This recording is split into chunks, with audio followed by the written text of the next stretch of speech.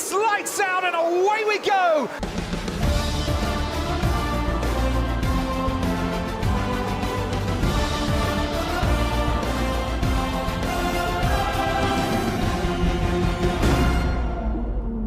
Sejam bem-vindos mais uma vez ao Lights Out Podcast, esse nosso podcast de Fórmula 1. O meu nome é Alejandro, como sempre estou com o Tomás para comentar pela primeira vez um grande prémio de Miami. Como é que estás, Tomás? Tudo bem, vou comentar esta primeira corrida de sempre da Fórmula 1 em Miami. E hoje, para fazer esta análise, para nos acompanhar neste episódio, está a Carolina Souto Assis, também já esteve cá o ano passado. Como é que estás, Carolina?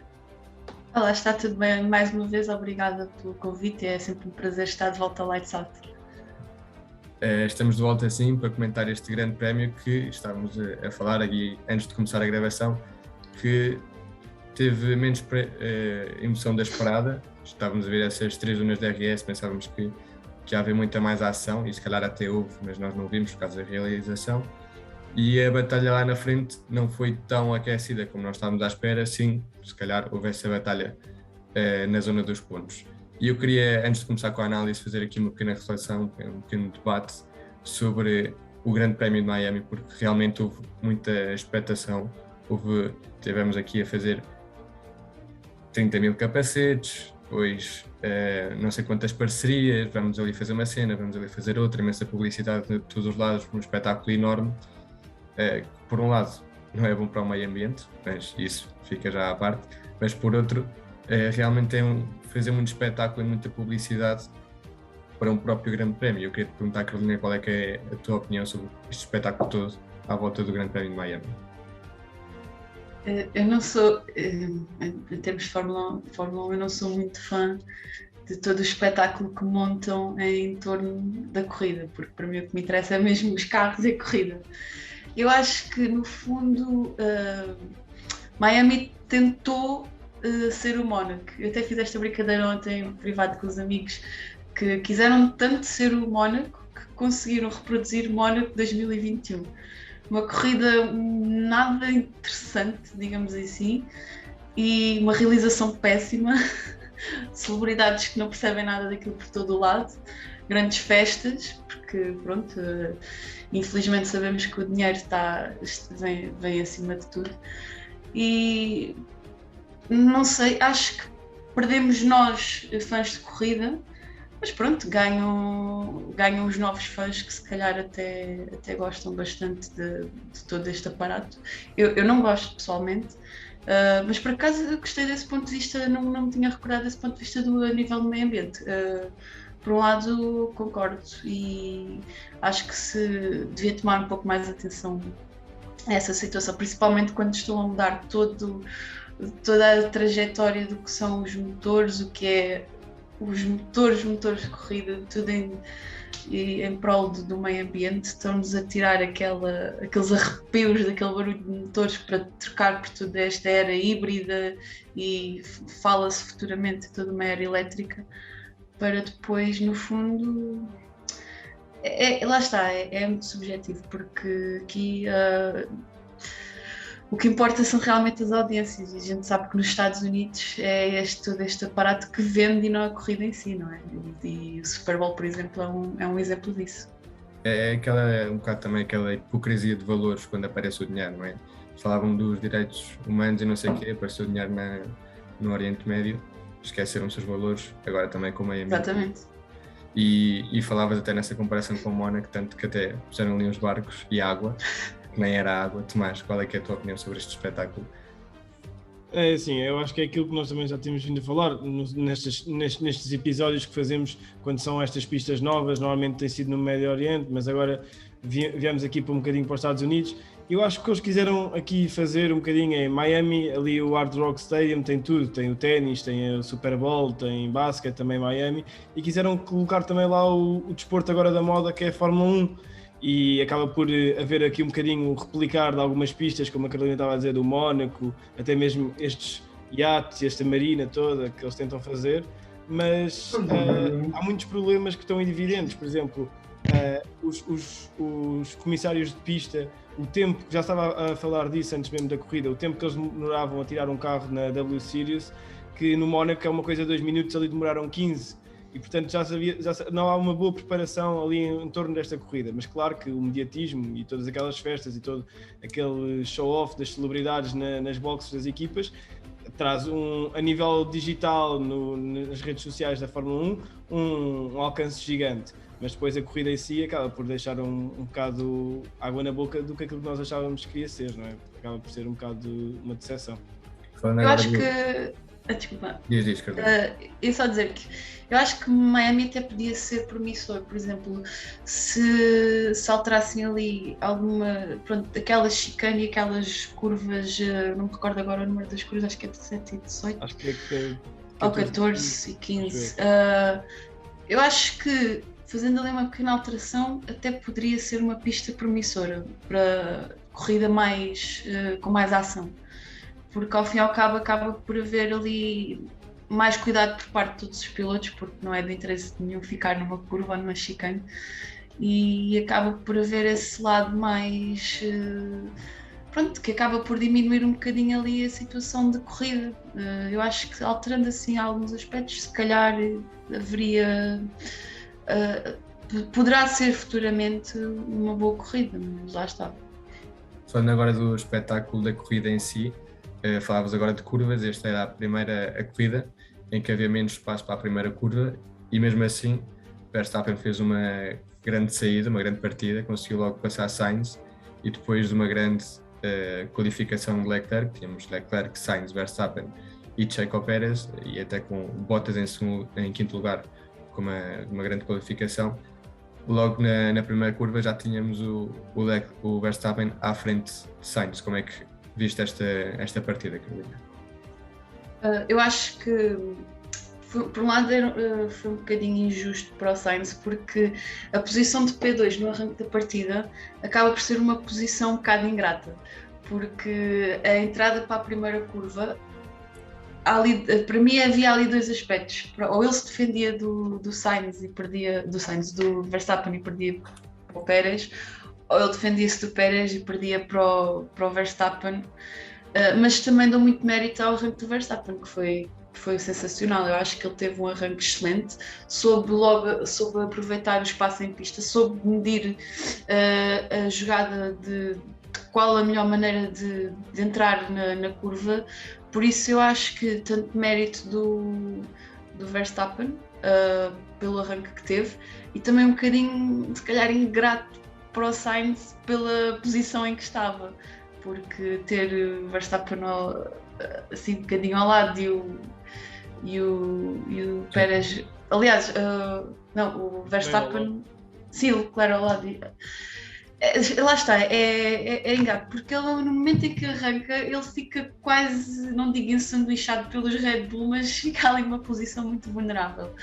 E pronto, infelizmente o Sainz também tem estado assim com um bocado de maré de azar, não sei bem o que é que se passa ali, não tem estado nos seus dias áureos. Pensei que ele fosse recuperar melhor na corrida, apesar de ter feito uma corrida bastante consistente e não com tantos erros nem com tantos problemas no carro como já teve no passado, mas aqui neste caso no arranque na entrada da primeira curva deu bastante mérito à maneira como o Verstappen conseguiu encontrar lugar e posição para entrar na curva.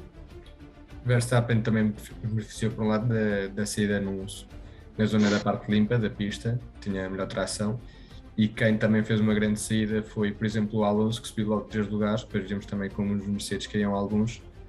Tomás, como é que tu viste também esta saída de Alonso? Eu já sabia que o Alonso ia ter um bom arranque, ainda por cima nós vimos que ele partia do lado esquerdo da pista, que era um lado que era mais favorável, e poderia logo ganhar algumas posições, porque nós sabemos que uma das armas a favor do Alonso é mesmo os arranques, e então nestas pistas novas, onde as primeiras curvas ainda são um bocadinho desconhecidas para todos os pilotos, o Alonso, com a experiência que tem, ainda torna mais uma vantagem para ele estas primeiras voltas nestas corridas. Mas em relação depois ali à batalha mais à frente, no arranque, acho que é um grande arranque do Leclerc, manteve a liderança, que é o mais importante. O Verstappen atacou com tudo o Sainz, como já sabíamos que queria fazer. O Sainz acho que levantou um bocadinho o pé, mas é compreensível o ter feito, não é? Senão podia haver ali uma colisão e era o terceiro grande prémio seguido em que o Sainz não passava da primeira volta. E acho que ele foi cuidadoso nisso para depois conseguir levar o carro até ao fim, que acho que era um dos principais objetivos do Sainz na corrida. Depois, o Bottas também consegue fazer um bom arranque e fica ali durante muito tempo na corrida, ali atrás dos 4 primeiros da frente, ou seja, é o líder do resto. Depois acaba por ter aquela infelicidade e é ultrapassado pelos 2 Mercedes mais para a frente, mas de resto, pronto, bom arranque dos 2 pilotos que, na minha opinião, são os 2 candidatos ao título, que é o Verstappen e o Leclerc, que deixaram tudo em aberto para o que vinha a seguir.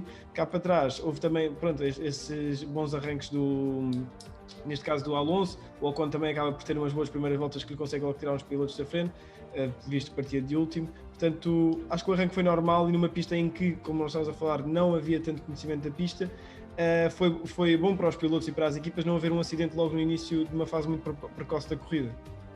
Lá na frente, depois, durante muitíssimas voltas, não houve grandes mudanças, até a volta 10 em que o Verstappen ultrapassou o Leclerc, mas cá para baixo houve mudanças porque, se vocês forem a ver, pilotos como os 2 Aston Martin que partiam do pit lane, ou o Ocon ou o Albon que partiam lá atrás, acabaram por chegar aos pontos, ou quase nos pontos. Depois vimos que houve problemas e houve sim grandes batalhas cá para trás. Vimos o Aston Martin, já vimos também, por um lado, o Vettel com o Schumacher, vimos também o Stroll com o Magnussen, vimos também por aí Ocon, Latifi, pronto, não vimos em lado nenhum porque mesmo não tendo parado continuava em último. Vimos. Então, houve ali uma lutazinha entre o Latifi e o Stroll, não deixa de ser interessante, com o Magnussen ali quase a entrar à mistura. Houve uma pequena luta, mas muitas destas equipas que partiam do fim da grelha, o objetivo que tinham era prolongar o stint de pneus o máximo possível, à espera que houvesse um safety car, até que precisamente chegou esse safety car, não é? E já com o safety car tivemos um bocado mais de emoção, porque na parte da frente juntaram-se os tempos. Se não relembro mal, acho que Verstappen já ia com 8 segundos de avanço, junta-se tudo, Pérez ainda por cima param para meter pneus novos, também fica perto de Sainz, vimos aí umas batalhas interessantes e fica tudo mais compacto. E já na parte do meio, Alonso, que tinha tido aquela penalização, vemos que luta para tentar entrar nos pontos, assim como os outros pilotos. Antes de chegar ao safety car, tivemos alguns abandonos, algumas desistências, por um lado Norris, depois posteriormente também Vettel, Schumacher, etc, etc. Carolina, o que é que se passa com o nosso amigo Norris? É muito irregular, faz boas qualificações, más qualificações, pódios, não entra nos pontos. Eu acho que este ano a McLaren deu talvez uns quantos passos atrás. Aliás, eu acho um bocadinho, não sei se o problema será mesmo em si do carro, porque acaba por ser um padrão que se nota este ano. Todos os carros, neste caso como o Mercedes, parece que não estão assim nos seus momentos áureos. Temos o caso, por exemplo, da Williams, da Aston Martin, da McLaren, da própria Mercedes. No entanto, eu acho que o Lando Norris até tem feito bastante boas prestações para o carro que tem. Pronto, vamos esquecer um bocadinho a primeira corrida, que foi bastante dolorosa. Ele até estava a fazer uma boa recuperação na corrida, pronto, tendo em conta o infeliz momento que sucedeu, que confesso que até agora ainda não consegui perceber muito bem o que é que aconteceu. Já li várias coisas. Acho que o Gasly tinha problemas no carro por causa do toque com o Alonso, estava a deixar passar. Eu inicialmente até pensei que ele tivesse feito um lock-up e tivesse saído de pista, mas depois acho que afinal era para deixar passar os As, não percebi muito bem. Pronto, infelizmente o Sainz, ao sair das boxes, apanhar ali aquele transitozinho daquela luta, e pronto, mas eu não creio que neste aspecto, se não tivesse acontecido, eu acho que o Norris até era capaz de ter tido um bom resultado nesta corrida.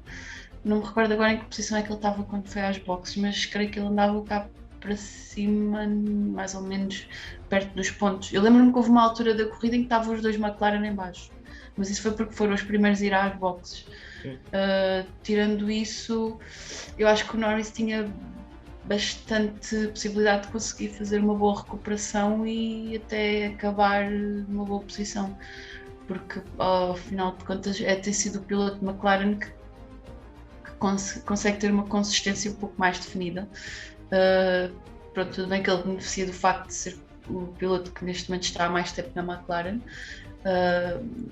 Contudo, pronto, os próprios carros da McLaren em si também não estão a ajudar muito à prestação dos pilotos, digamos assim, porque normalmente costuma-se dizer o piloto só é bom se tiver o carro, mas um piloto pode ter um carro mau e fazer boas prestações, como pode ter um carro bom e fazer más prestações. Acho que neste aspecto pode ser 50-50, porque não? E neste caso acho que o Norris até está a ter um bom desempenho, tendo em conta o carro que tem. E não sei se até houve mau timing em relação a outros aspectos de paragens e houve pilotos que pararam antes, depois. Tomás, como é que comentavas estas batalhas mais no fim da grelha? Também depois tivemos a desistência de Zhou, tivemos a desistência de Gasly. Estas batalhas também, por exemplo, a batalha entre Alonso e Gasly.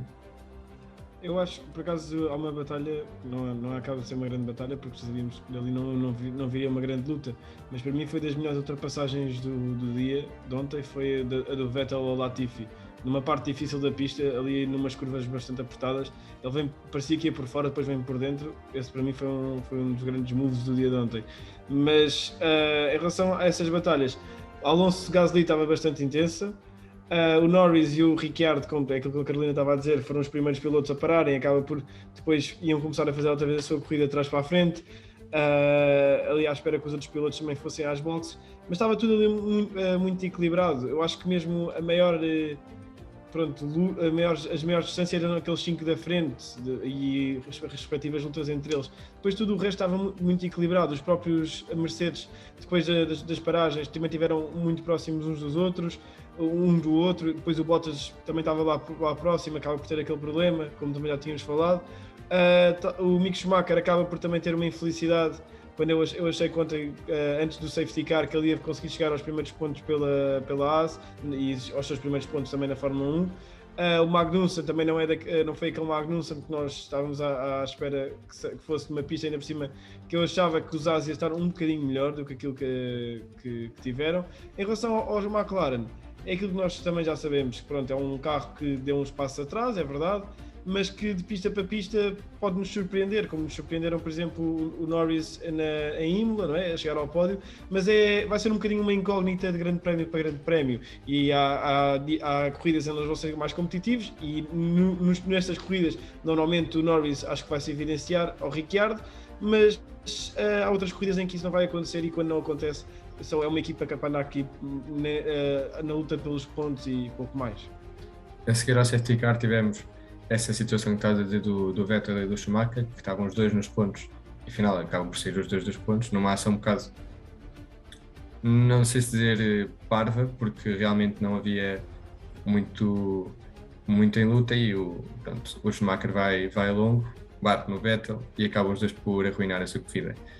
Mas depois do safety car, eu gostava aqui de destacar alguns aspectos, por exemplo, o Albon nos pontos, o Ocon nos pontos também depois de ter partido último. Bottas, que ia em quinto e parece não estragou a corrida, mas ficou com um sabor assim, um bocado amargo depois de ir em quinto ter aquele falho sozinha. E também aquela batalha entre Russell e Hamilton, que também falava com alguns seguidores do nosso podcast que mandaram mensagem. Parece que o Russell não chegou aqui para ser mais um Bottas. Tivemos ali aquelas batalhas, quase que fazia relembrar à época do Rosberg. Carolina, começamos então por falar do Albon. O que é que achaste desta recuperação da corrida do tailandês? Eu tenho a dizer que eu tenho tornado uma fã do Albon este ano, porque lá está, eu acho que neste caso o Albon é uma prova de que mesmo com um carro que não é o melhor carro em pista, consegue ter prestações espetaculares.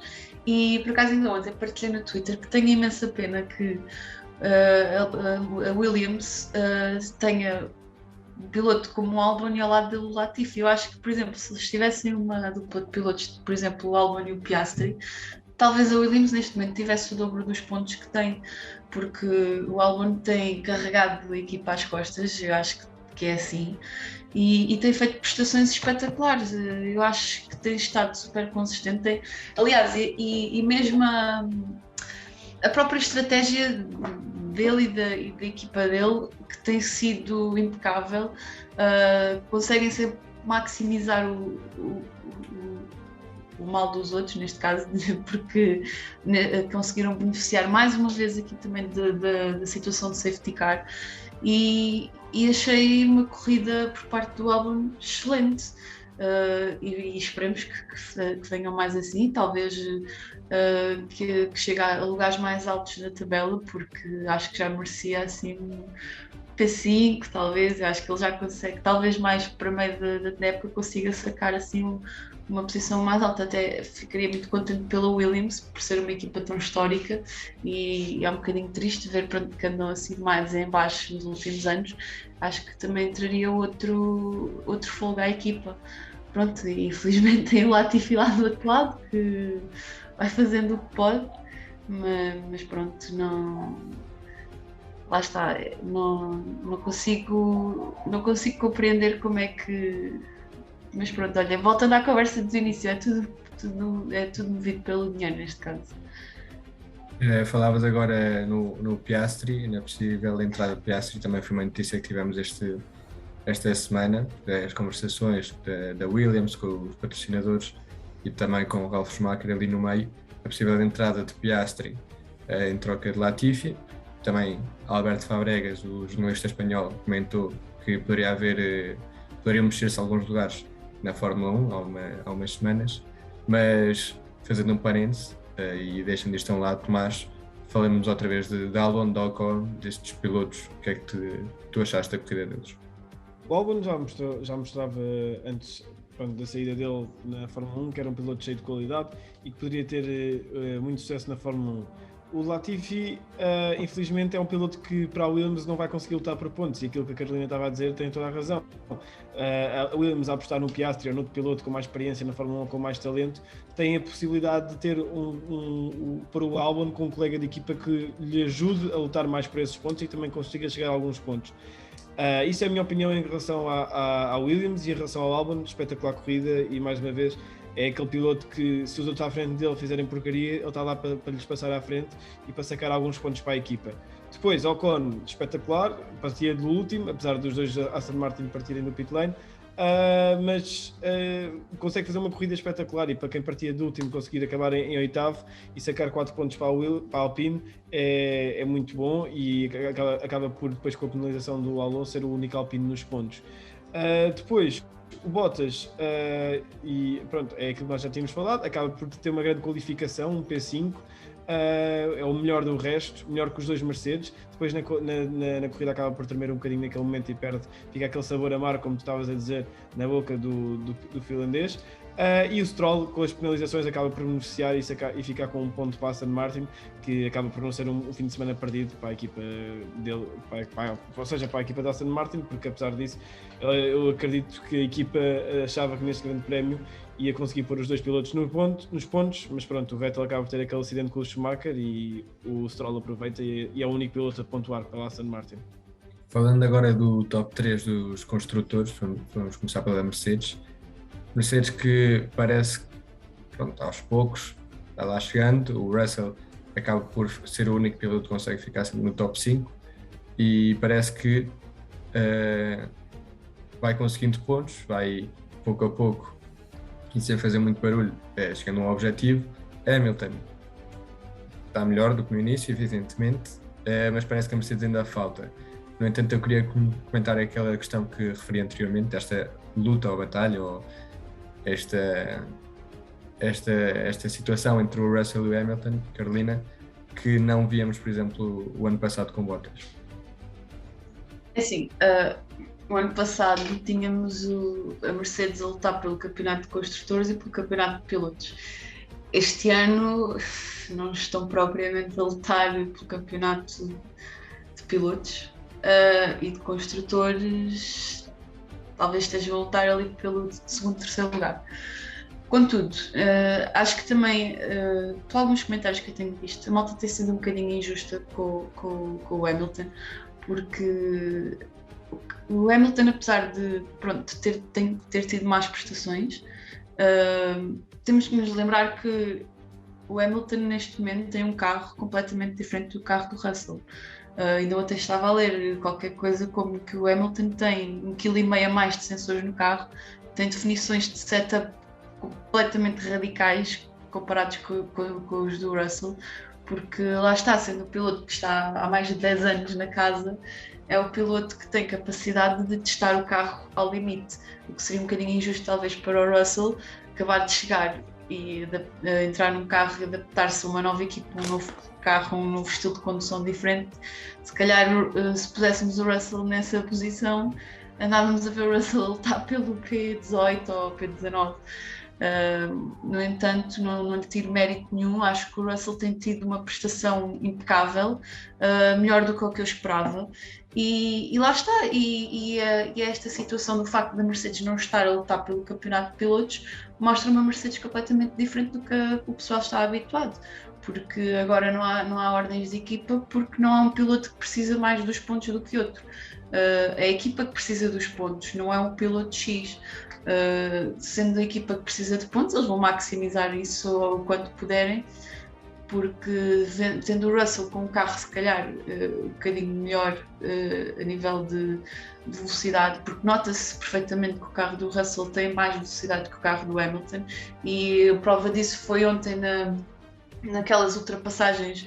O Russell conseguiu, assim que o Russell apanhou o Hamilton atrás, ele consegue diminuir o intervalo entre ambos de uma maneira espetacular. Aliás, foi muito poucas voltas, não me recordo agora quantas, mas foi mesmo muito poucas voltas, e mesmo assim tenho que lhe tirar o chapéu, porque está a fazer uma prestação impecável. Eu acho que eu nunca duvidei do Russell, mesmo quando estava na Williams, lá está, era a mesma situação que o Albon. Ele conseguia tirar a melhor prestação do carro do que o colega de equipa, e prova disso neste momento é o facto de ele ter chegado a esta equipa, apesar de já conhecer bem a Mercedes e os carros da Mercedes,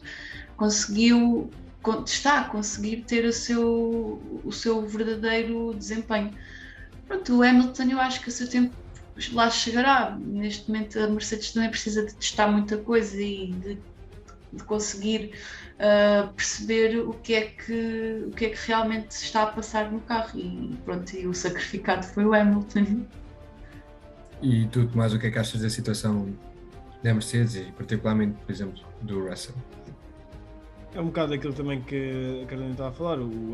Se temos que fazer testes num carro, vamos fazer no do Hamilton, que é o piloto que está cá há mais tempo e que nós temos mais confiança, e ele também tem mais experiência com o carro que tem à sua frente.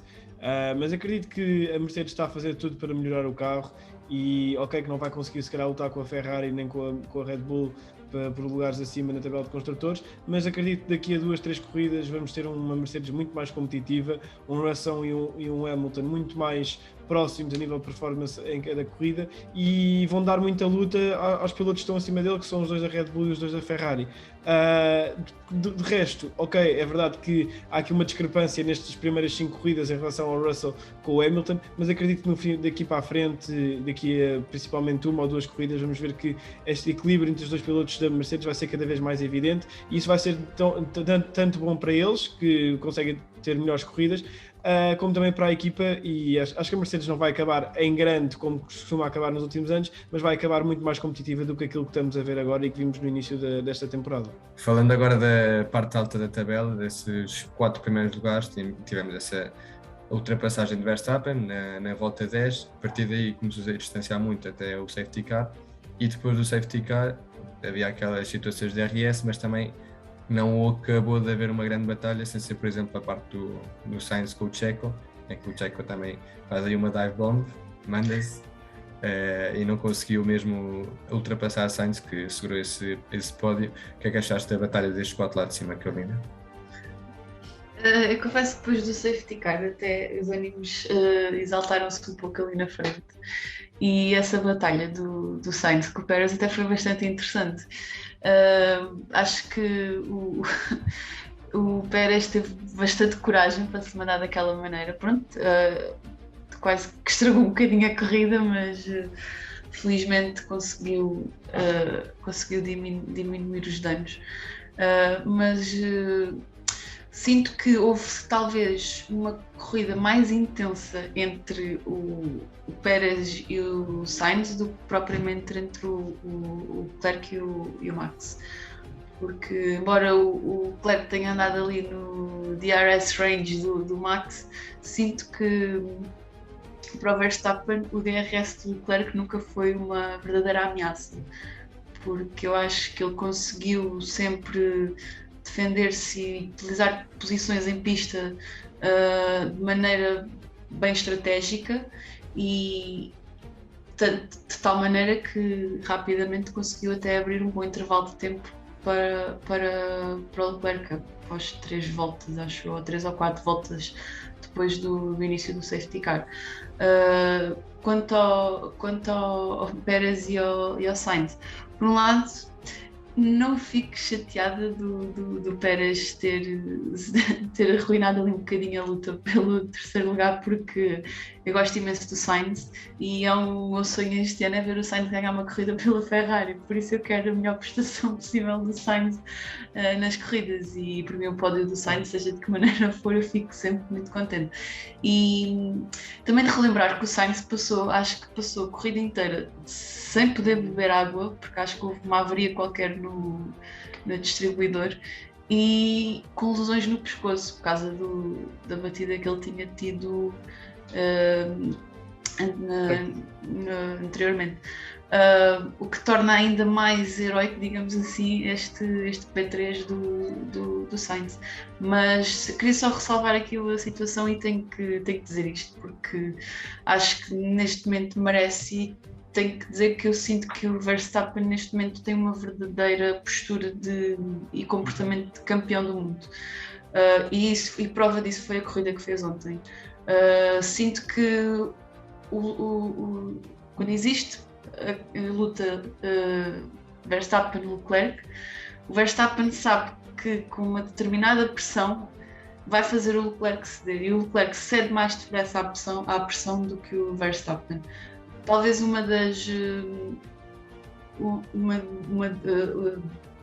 esqueci uma palavra.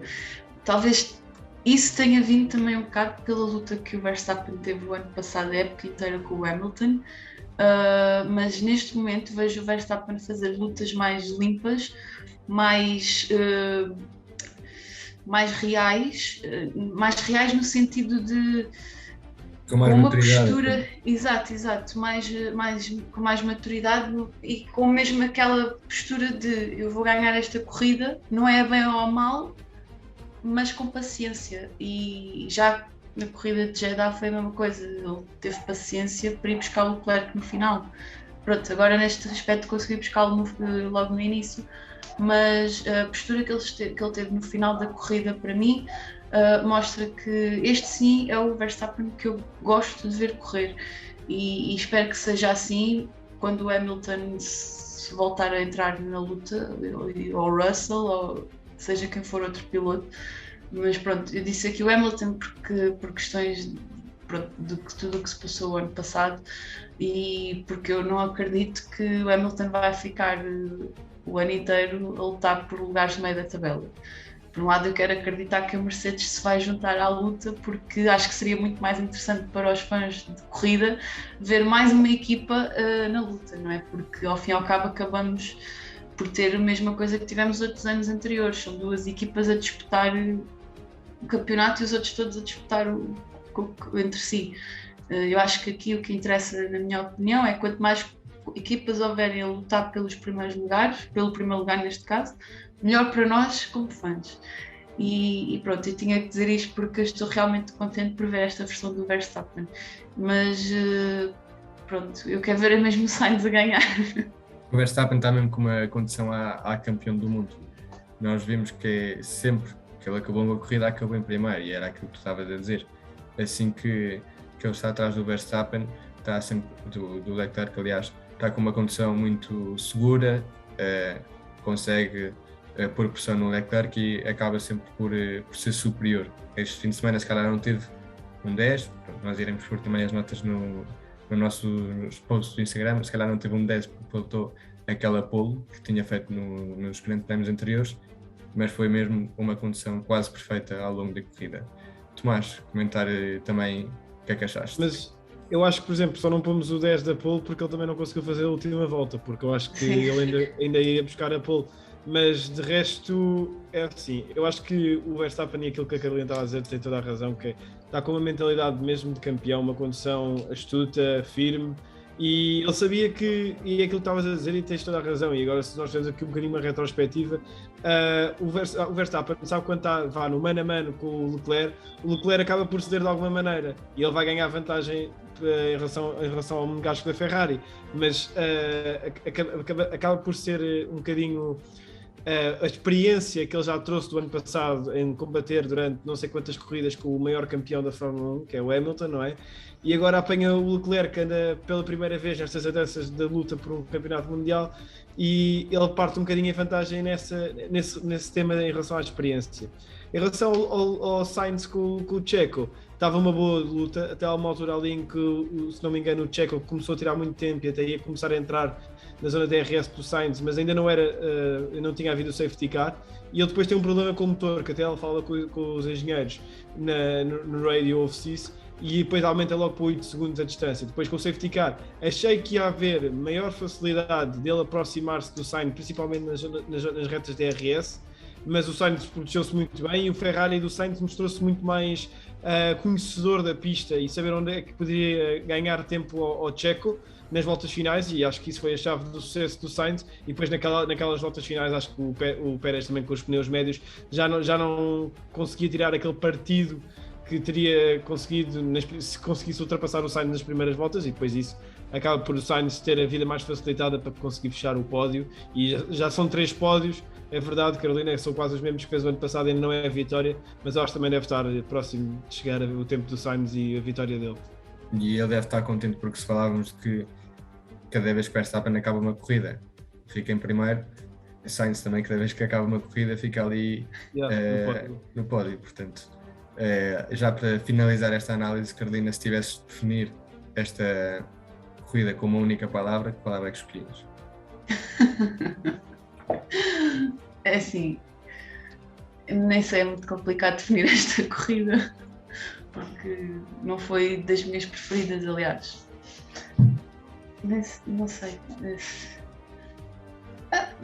Talvez um bocadinho interessante, não há assim mesmo maneira não consigo encontrar um adjetivo muito positivo, porque se calhar em 57 voltas, se calhar só 7 é que foram realmente, 7 ou 8 é que foram realmente interessantes, mas pronto, talvez para a próxima. Não sei mesmo. Se calhar até dizer aborrecida, né? Depois de todo o espetáculo que se estava a montar à volta da corrida, houve demasiado espetáculo. Aborrecida nem tanto, porque eles durante a corrida foram mostrando todo o entretenimento que se passava em volta da corrida, até sereias e malta a desfilar em barcos dentro de água falsa. Pá, isso até acabou por ser um bocado engraçado de se ver, ao fim e ao cabo. E tu, Tomás, uma palavra? Olha, podia ser tendência, porque isto é as novas tendências da Fórmula 1, não é? Tipo Miami, Las Vegas, aquele mediatismo todo no paddock e essas coisas todas. Pronto, dizia esta palavra mais pelo que se passou fora da pista do que realmente em relação à corrida, mas ficava essa a minha palavra para descrever este fim de semana. E com isto acabamos o episódio de hoje sobre o Grande Prémio de Miami. Estamos de volta daqui a 2 semanas no Grande Prémio de Espanha, 22 de maio, e temos surpresas, temos aí questões muito interessantes para vos trazer, vocês vão ver. Aí, não sei se a Carolina se calhar imagina o que possa ser. Portanto, não sei. Fica aí a surpresa. Agora estou curiosa. Depois nós desvelamos nessa semana ou nesses dias o Grande Prémio de Espanha. Até lá, vamos falando pelas redes sociais, vamos mantendo um contato, vamos atualizando todas as notícias que há até o Grande Prémio de Espanha e vemos por aí. Até daqui a 2 semanas. Tchau.